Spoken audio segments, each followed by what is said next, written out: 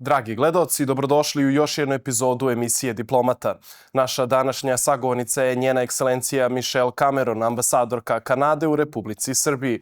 Your Excellency, thank you for taking the time off your day to speak with us and give us this opportunity to explore the nuances of the Serbian-Canadian relations. Well, thank you so much for coming to visit me in my home. Look forward to talking about Canada-Serbia relations. Absolutely, and thank you for welcoming us here at the residence. Now, starting off, last year when we covered the foundations of the relations between our two countries, but today I would like to talk about new dynamics. Have there been any new breakthroughs in the last 12 months since we last spoke? Has there ever been? And I'm going to take all the credit, even though it wasn't all me. Yet look, across all fronts that we at the embassy work towards, we've had great breakthroughs. If we look on the diplomatic front, we had our foreign ministers, the Canadian and Serbian foreign ministers, finally meet after almost a decade of no visits no major meetings between the foreign ministers. So that was great on a diplomacy side. We also had the reestablishment of the Canada-Serbia parliamentary friendship groups on both sides of the Atlantic, which is great. On trade and investment, we continue the upward trajectory. I mean, just year on year, we've gone up over 22% in terms of bilateral trade numbers. And over the last 5 years, it's doubled. We've had an increase in the use of the Erasmus Plus and Horizon Europe mechanism, which both Canada and Serbia are members and are collaborating.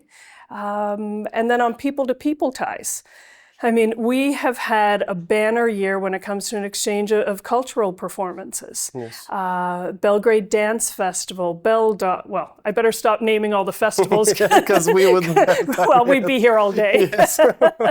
And we've had, Cirque du Soleil, a number of circus performers. We've had Canadian-Serbian youth come back and forth with... So across all fronts. Across all fronts. And then, of course, I mean, sort of I'm going to say the feather in my cap, even though, again, it was an Air Serbia business decision, we have the reestablishment of direct Serbia to Canada, so Belgrade-Toronto flights, which, given the momentum that we've had over the last year, imagine now we have these direct flights, which is going to continue to enable our activities across all three fronts. So in terms of, milestones this year or things to brag about, I mean, it's been a wonderful year.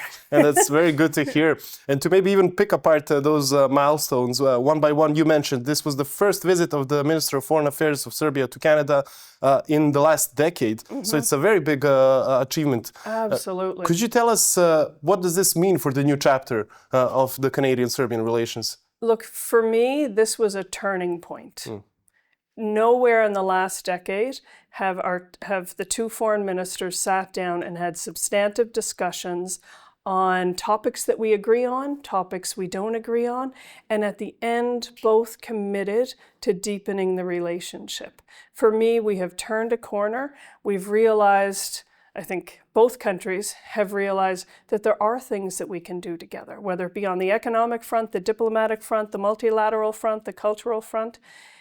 And they've sat down, had this honest, very useful and pragmatic conversation, which then sets the tone for everything else. I mean, I've heard from business leaders across Serbia and Canada that said, this was a sign for them that our two countries are working together on various levels. And it gave them the confidence then to start exploring these business-to-business type of relationships. I've heard from academia saying, this was a great sign that there are areas of collaboration and cooperation that are happening that they weren't aware of.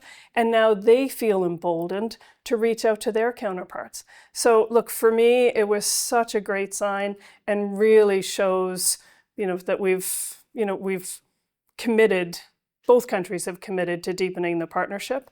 And we have nowhere to go but up. Most certainly. And the direct flight that you mentioned is one other important achievement as well there. Besides its meaning for the Serbian diaspora that goes to Canada, it also should help as well businesses and as such.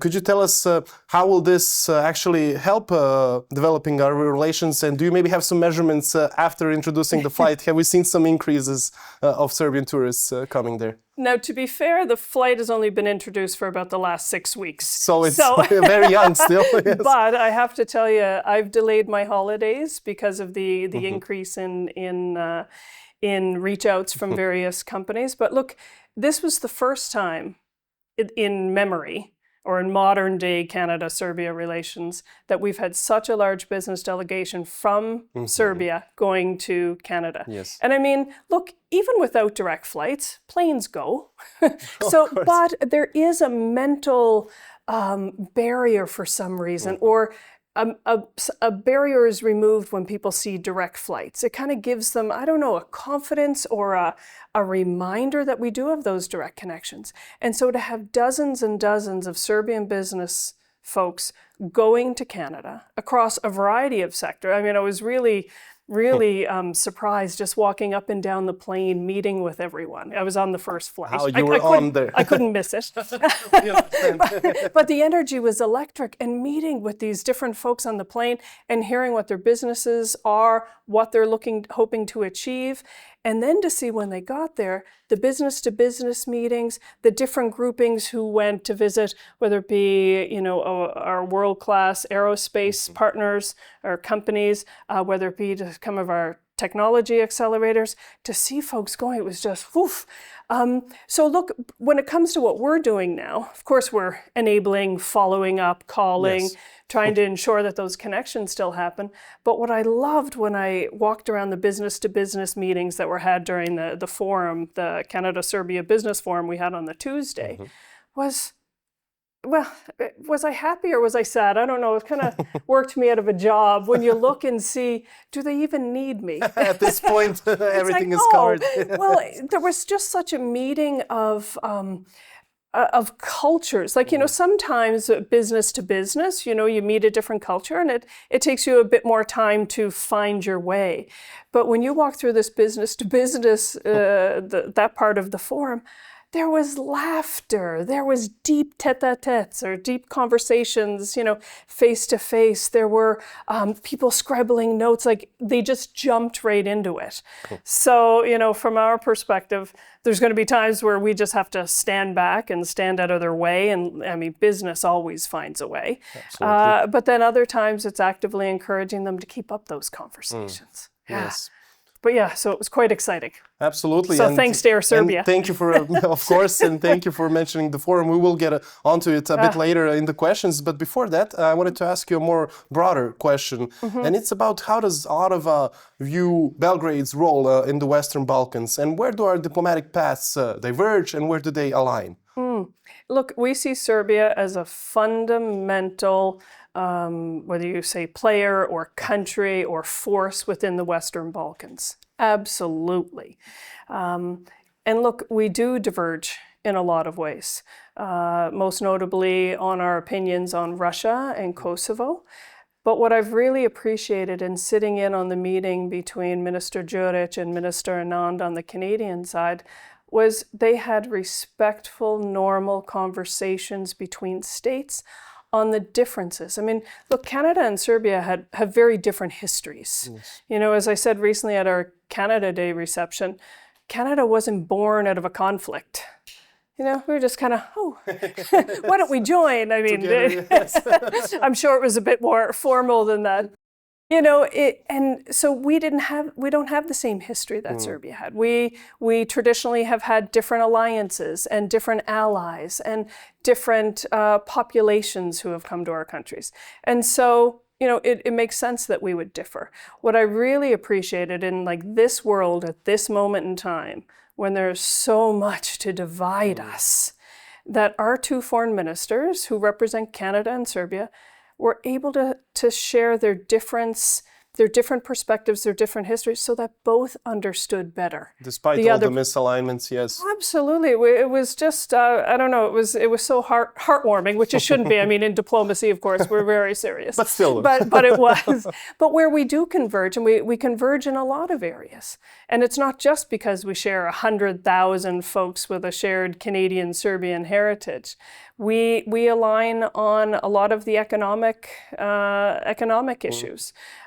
We see the world similarly when it comes to the digital economy.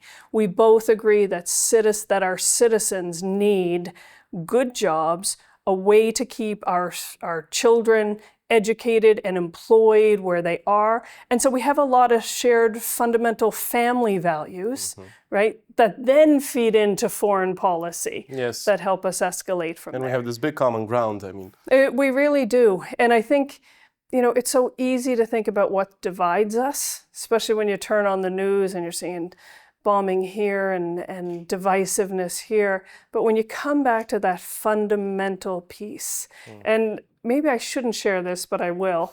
If I get in trouble, I'm blaming you. But at the end of this very productive foreign minister meeting, they talked about their mothers.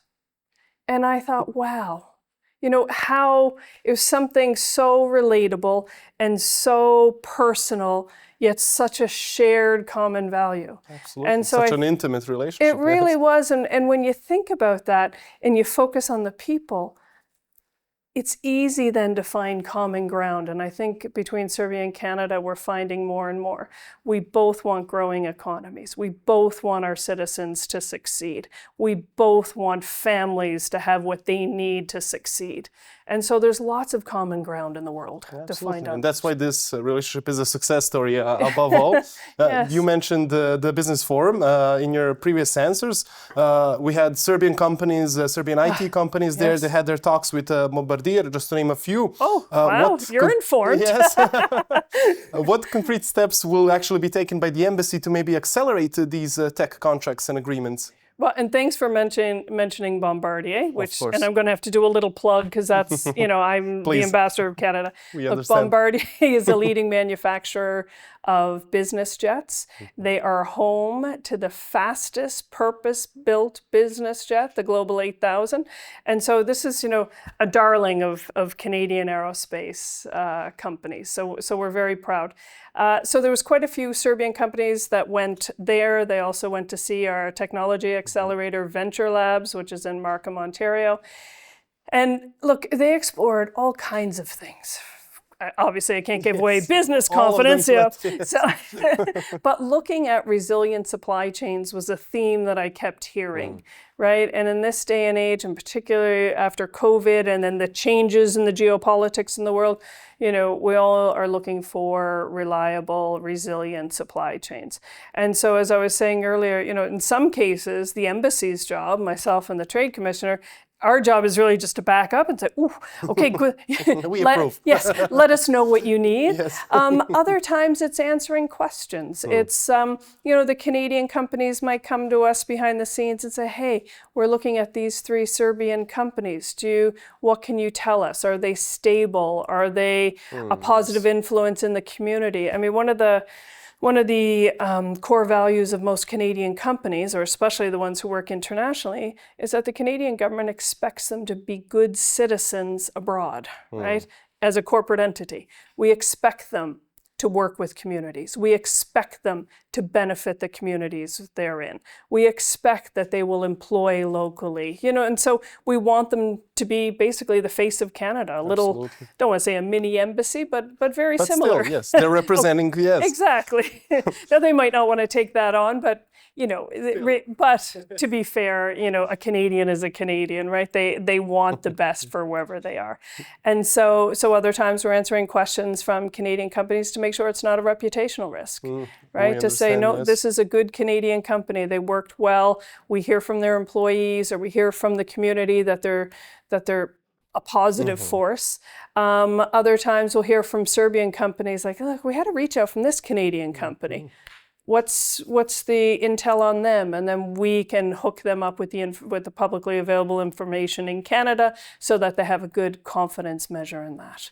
Could you also tell us which sectors of the digital industry seem the most appealing to Canadian capital ventures? Can I say between Serbia and Canada, I haven't found a sector of the digital economy that's not of interest. So all of them fit together. So when I look, because it's a bit of both. Sometimes it's a Serbian company looking at Canada, and other times it's Canadian companies looking to invest here. And we've seen investments in AI and everything around AI.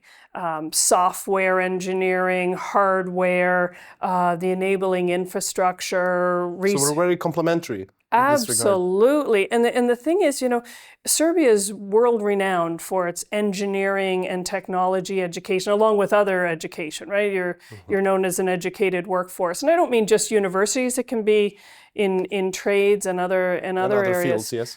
And so we have Canadian companies that come here and invest in R&D, or research and development on software, hardware, and they're finding an educated workforce. I've seen lots of interest in cybersecurity when Canadian companies looking this way. Digital government, which is, of course, one way to help citizens have a transparent view into their government and to have confidence and faith in services and spending. I've seen that. Digital agriculture, what we call agri-tech, which is, during climate change, as you can imagine, with the shifting weather. Yeah. And we won't talk about the weather because I'll cry with the heat. but our crop yields are going down. So how can any country feed their citizens or keep the level of export up if they're using the same traditional crops? Yes. So between Biosense campus in Novi Sad and Canadian agricultural technologies, we're looking at ways, how can we help farmers do what they need to do, either by finding different crops or watering differently or using different seeds or using different harvest techniques. All the nuances, so everything around digitech to make sure that we can still feed our people, yes. that farmers can still make a living, and that there's enough to export where needed. So I think that's also an area that we're seeing an increase, whether it be in the academic cooperation, but also when it comes to investments both ways. Again, it's very good to hear that all these fields have been very active, and we can safely say that Serbian businesses are in good company in regards to this. Absolutely. Now, economy is one field where we can build bridges, but another one is culture as well. Yeah. Serbia actually holds associate member status in La Francophonie. How can we better use this shared heritage to actually empower cultural and educational ties that we have? Well, that's a great question. And I don't know if you know, but I was elected this year as la présidente du groupe d'ambassadeurs francophones, which is president of the group of francophone ambassadors here in Serbia. It's a very prestigious title. It sounds like it. But it's where ambassadors of countries that are members of la Francophonie come together. Remember, there's 88 member states in various categories. And so we get together and discuss exactly that. And, one of the things that I think is a bit of a misnomer when it comes to la Francophonie, people think, it's French language and it just means doing something in French. But it's bigger than that. It's shared culture, it's shared values, it's a commitment to diversity, human rights, sharing the cultural richness that comes from the members of La Francophonie. Yes. And so, as I mentioned earlier, where you can find so many ways to divide people and countries, to find ways that we can collaborate, we have to, right? It just kind of crowds out the noise. And one of the things, when you look at the cultural richness of La Francophonie, it's also a way so we had Cirque du Soleil here. So, very proud Canadian company, has its roots in Montreal, and they were here. And when you sat in the audience, I heard so many different languages. Of course, Serbian, of course. But Russian, Ukrainian, from neighboring countries. Yes. I heard some of the diplomats speaking different languages, and some I couldn't identify. So you imagine, across the folks that were in the audience, they come from a different background, different roles in their family, different education, probably different thoughts on the world. And they were in awe at this spectacle, at this beautiful circus show that was just full of, exciting acrobatics. And they had a shared experience. They laughed at the same things. They oohed at the same things. And to see their faces as they arrived as individuals and then they left like, people they didn't even know. So think about that. So that's one little example, but think if you expand that out with La Francophonie. And of course, with Yugoslavia, history in the non-alignment movement, and still Serbia maintains a lot of ties. A number of those countries are members of the Francophonie as well. And so by tying all of that together, right, you're looking at French diplomacy or Francophonie diplomacy, you're focusing on the sharedness, the shared experience of a cultural performance or some other type of shared culture, instead of all of this noise outside of what don't we agree on? What was in the news? What can we fight about? And this is why culture is one of the best tools for diplomacy. It transcends politics, yes. Absolutely. Another thing maybe that transcends culture is sports as well, and it would be a sin not to are we mention going to talk about FIFA? Yes, yay! My favorite topic. No, Canada is a co-host for the FIFA World Cup tournament. Sadly, not in the competition, but still, it was a good success. Bring. Oh, great! Bring up the negative. We haven't even participated this year, yes. But still, it's a very important event, and as the event you just mentioned, it also brings together people of all different varieties all over the globe. Yeah. What is this global image that Canada wants to project with co-hosting the World Cup? It's not even what we want to project; it's what we did project. That's what I'm going to say. Look, it's already been a success, right? Yes. It's the largest FIFA World Cup ever held, 48 teams. First time that 3 countries have co-hosted. And I can't imagine that it was an easy sell. It's difficult enough when you have 2 co-hosts.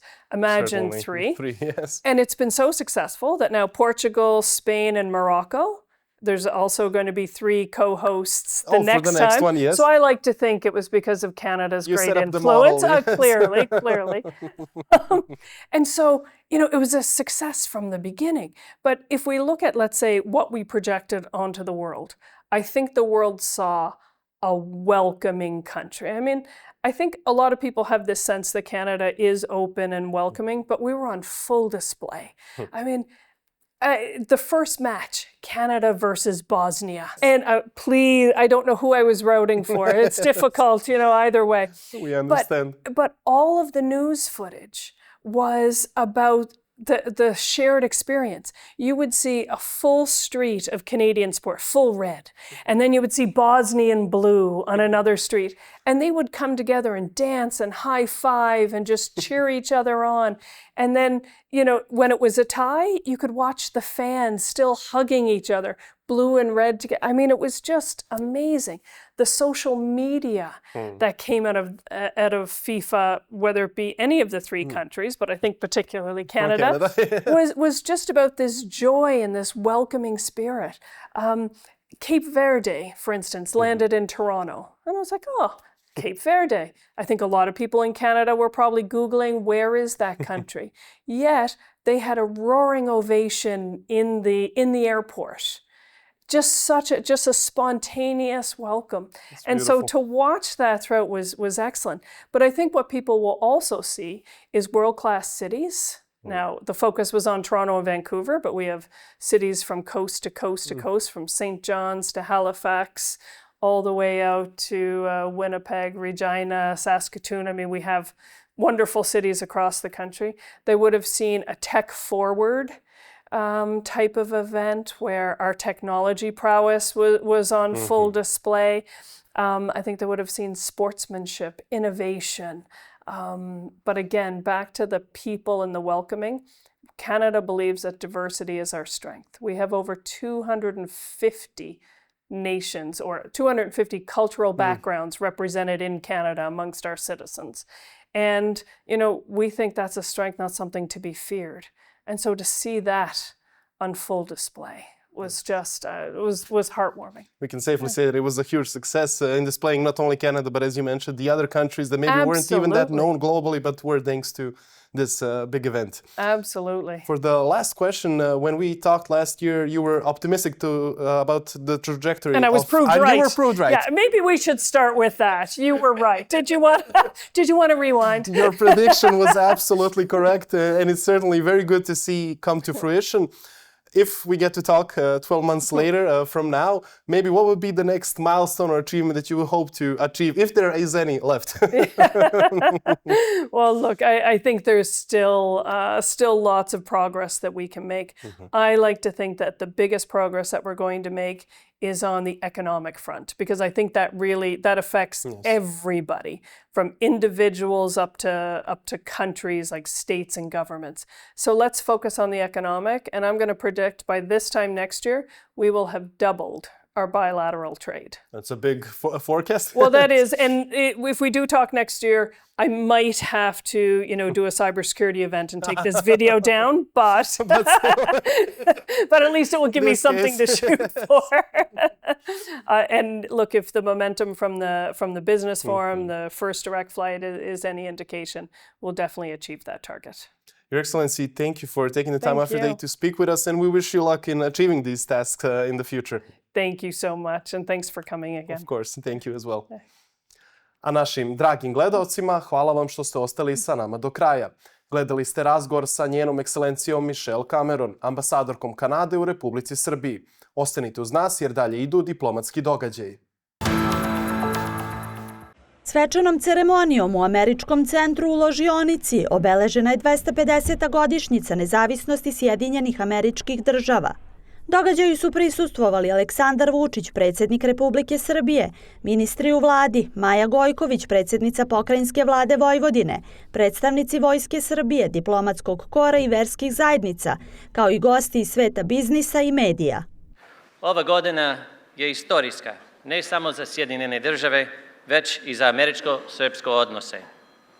To čini ovo veče veoma posebnim i ne mogu da zamislim bolji način proslave nego da preskočim standardni dugačak govor o svim sjajnim stvarima koje smo postigli i umjesto toga jednostavno ću da vam ih pokažem. Jer kada pogledam po ovoj sali, vidim partnere, kolege i prijatelje koji su svako na svoj način doprinijeli napretku koji danas slavimo.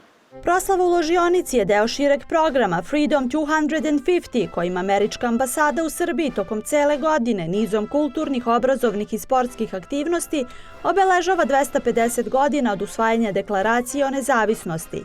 Deo tako važnog jubileja su i kompanije koje godinama veoma uspešno posluju u Srbiji. Ball Packaging posluje već jubilarnu 21. godinu u Srbiji i u svom radu već toliko vreme primenjuje najviše standarde u ekološkoj zaštiti okoline kroz osnove cirkularnosti koju primenjujemo na svim globalnim lokacijama.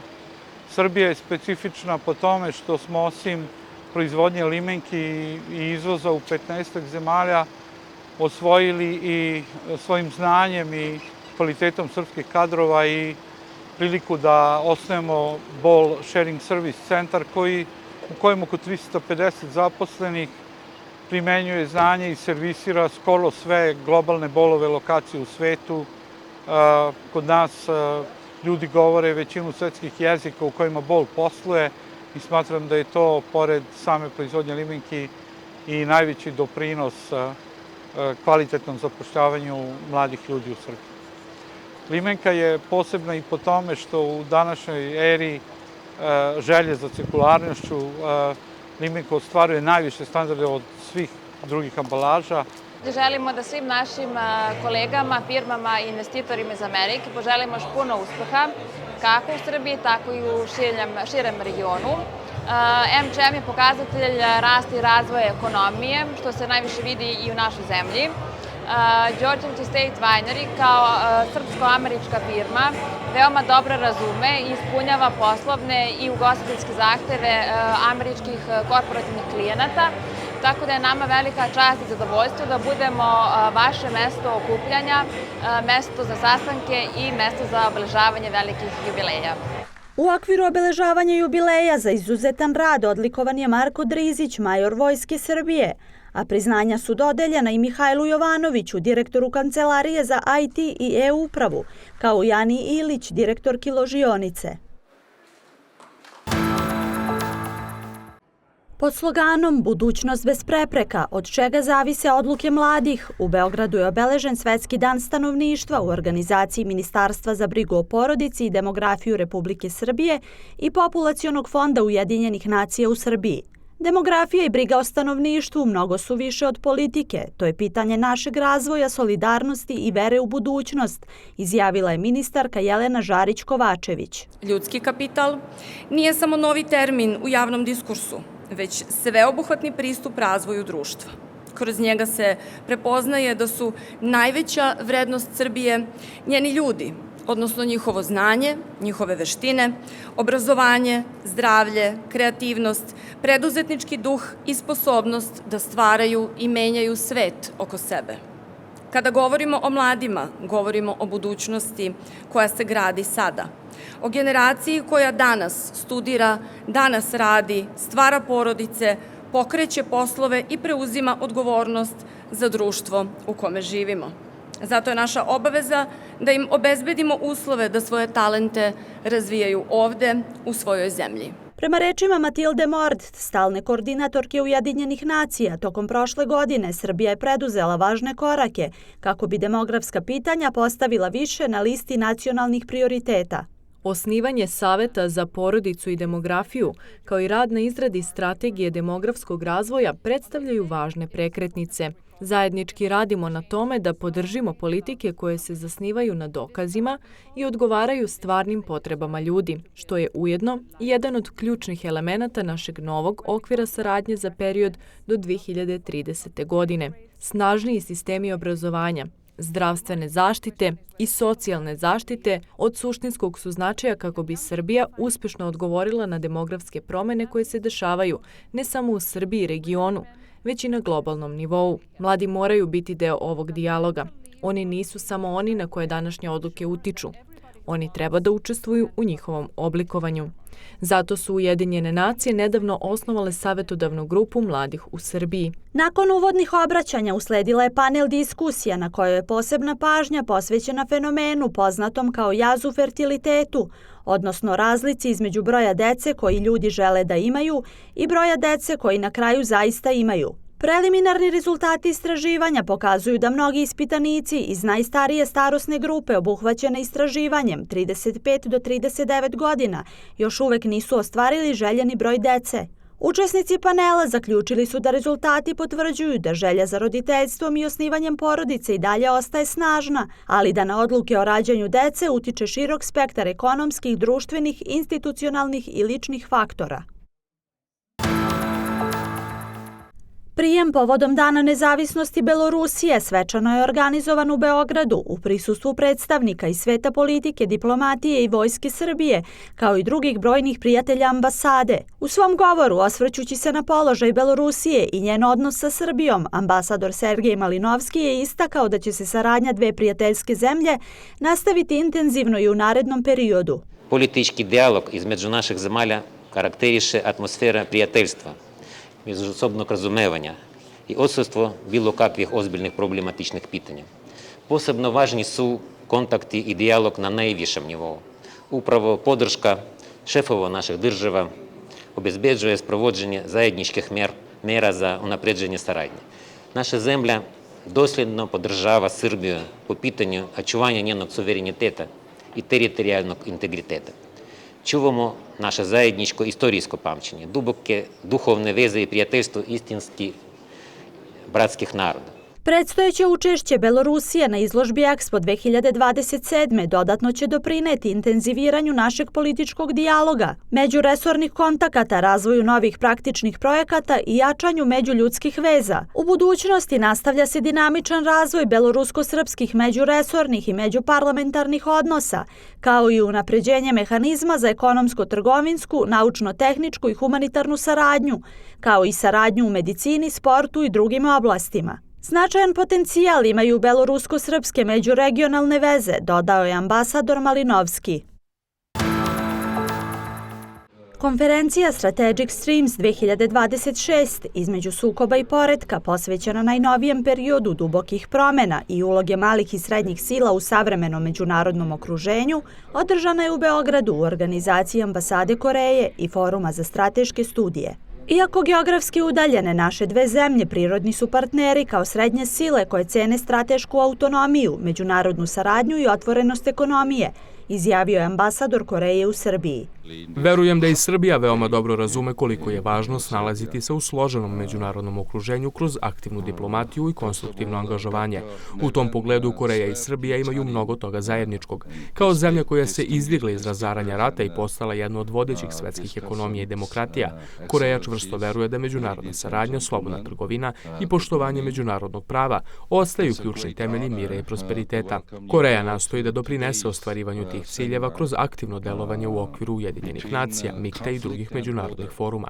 MIKTA je neformalna grupa koju čine Meksiko, Indonezija, Republika Koreja, Turska i Australija, osnovana radi unapređenja međusobne saradnje i zajedničkog delovanja na međunarodnoj sceni.